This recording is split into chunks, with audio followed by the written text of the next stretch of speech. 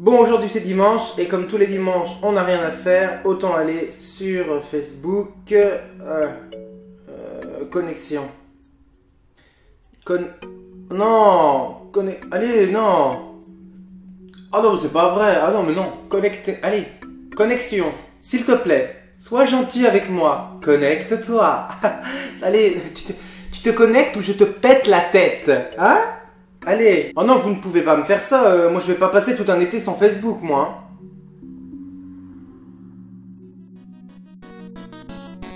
Tout un été sans Facebook.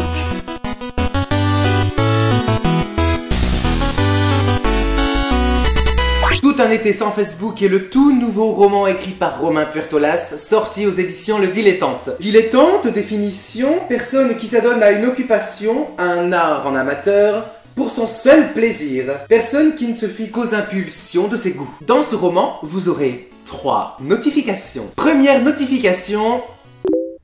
1. Petit village sans internet. Tout petit, avec que des ronds-points, parce que dans ce village, on se fait tellement chier qu'on a envie de le traverser rapidement. 3. Le nombre de cadavres. Oui, quand même, il faut bien un petit peu de piment comme dans ce village, parce que...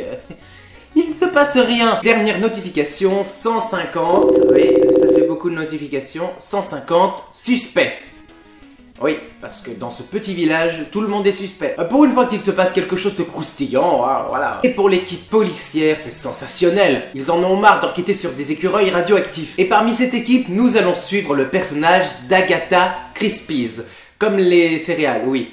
Ah ouais, on aurait plus dit comme Agatha Christie, mais bon. La policière Agatha Christie est une policière un peu comme les autres, mais elle a quand même son originalité à elle, sa façon de résoudre les enquêtes qui ne sont pas vraiment comme tous les autres policiers lambda. Et surtout, Agatha Christie, elle est noire de peau, elle est très costaud, et elle a une coupe afro, voilà, jusque là, comme ça. Voilà. Agatha Christie, c'est un peu le mélange de Aretha Franklin, Whoopi Goldberg et Miss Dominique à l'époque de la Nouvelle Star.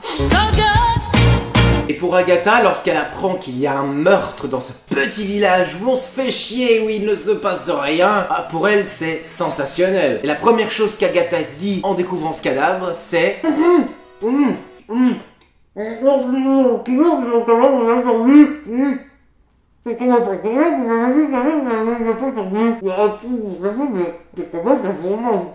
On confie l'enquête à Agatha Christie. Agatha Christie comme les bijoux fantasy. Non. Plus comme Agatha Christie l'écrivain, mais bon. À sa manière, la policière va tenter de retrouver le coupable. À sa manière, parce que elle pense beaucoup et elle note pas mal sur son carnet Moleskine des mots qui en entraînent d'autres, et encore d'autres, et encore d'autres, à la manière de ces petites poupées russes. Alors parfois sa technique marche vraiment, un peu à la manière d'Agatha Christie, un peu à l'ancienne, et parfois ça marche beaucoup moins. Dites, vous êtes sûr qu'elle marche votre technique? Faites-moi confiance. À vrai dire, je ne fais plus confiance à personne depuis que j'ai découvert que les lotions pour la croissance des cheveux ne marchent pas. Ah mais certaines fonctionnent, hein. C'est juste que vous n'avez pas essayé la bonne, shérif McDonald. McDonald,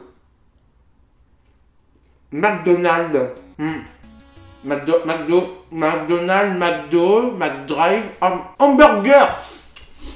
Il me faut un hamburger. C'est qu'en plus d'avoir cette manière d'enquêter, elle va résoudre surtout ses enquêtes grâce à la... Oui, grâce à la littérature. Pour cette policière, la littérature, c'est toute sa vie. Elle adore lire depuis qu'elle a appris à lire depuis toujours. Son père lui a donné le goût de la lecture grâce à Agatha Christie, grâce aux classiques. D'autant plus qu'elle anime un gros club de lecture. Elle va essayer de prendre des personnes qu'elle connaît pas mal avec elle pour...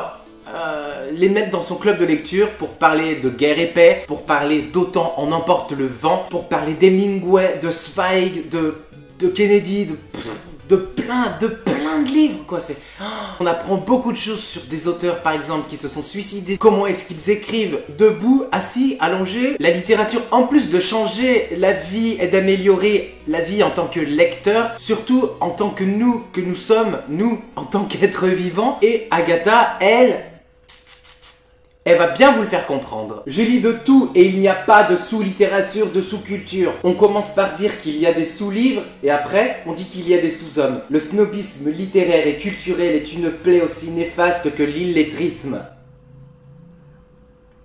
Ne pas vouloir s'ouvrir aux autres, ne pas chercher à découvrir d'autres choses. Rester dans son petit confort, enfermé dans sa petite case. Ça, ce n'est pas faire preuve d'intelligence. Qui sont ceux qui décident qu'un livre vaut la peine et qu'un autre soit relégué à la littérature de gare? Hein? Et puis d'ailleurs, quel mal y a-t-il à lire dans un train? Chacun est différent. Le livre, c'est un bon compagnon, un ami, un amant. Il se glisse dans notre lit, dans notre sofa, dans notre bain. La lecture est un moment de solitude que l'on partage avec des personnages, une histoire que l'on fait nôtre. Parce qu'un livre, c'est quelque chose de très personnel. On ne l'interprète pas tous de la même façon. Il ne réveille pas les mêmes émotions en chacun de nous. Mais que les gens lisent ce qu'ils veulent, ce qui les fait le plus vibrer, croire, rêver, aimer, qu'importe. Mais qu'ils lisent, ces gens, qu'ils lisent. Si demain l'apocalypse advenait et que tous les livres disparaissaient de la surface de la Terre, sauf un, tiens, admettons, je sais pas moi, le code pénal, tiens, admettons. Est-ce que le code pénal ne serait-il pas considéré comme un chef-d'œuvre? On l'exposerait dans un musée, imaginez, le dernier livre, le seul, l'unique, le seul patrimoine de la littérature humaine passée, le survivant, on dirait voilà ce que faisaient les hommes avant l'apocalypse. Écrire, lire, raconter des histoires, et on se prosternerait devant lui. Grâce à son amour immodéré pour la littérature, aux donuts, au chocolat, et à ses enquêtes policières, toutes ces trois choses vont être réunies et boum, ça va donner tout un été sans Facebook. Grâce à la littérature, grâce à sa façon de penser, à sa petite bourderie, parce que des fois elle est drôle quand même, hein. Police, non, ça c'est une carte cadeau H&M. Oups, pardon.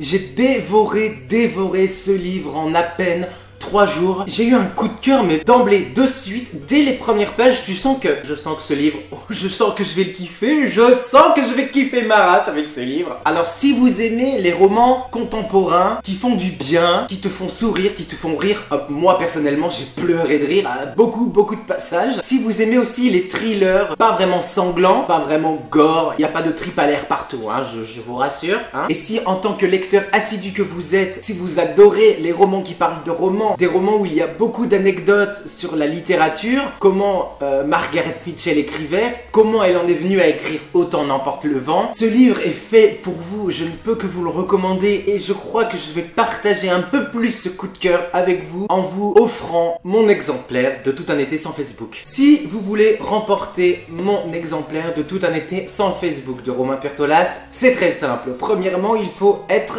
abonné à la chaîne. Deuxièmement, il faut m'envoyer un mail à l'adresse qui s'affiche juste en bas, cédric-armen@hotmail.fr. Donc vous précisez en objet concours Tout un été sans Facebook, Romain Purtolas. Puis dans le mail, vous me dites pourquoi vous avez envie de lire ce livre, etc., etc. Dernière chose à faire, partagez cette vidéo sur les réseaux sociaux avec vos amis lecteurs, que ce soit sur Facebook, sur Twitter, sur Instagram ou ailleurs. Hein. Et ensuite, je contacterai par mail le gagnant via tirage au sort et il se verra remporter mon exemplaire de Tout un été sans Facebook. Si vous voulez un petit peu plus d'informations, je vous mets tout ça en barre d'infos. Maintenant, il ne me reste plus qu'à vous faire d'énormes bisous aux donuts, au chocolat. Prenez soin de vous et surtout, lisez, lisez, lisez, lisez. Lisez pour comprendre l'homme, lisez pour vous comprendre, pour comprendre la vie avec un grand V, pour comprendre votre vie et tout ce petit monde-là qui nous entoure. Je vous aime et à très bientôt. Mouah.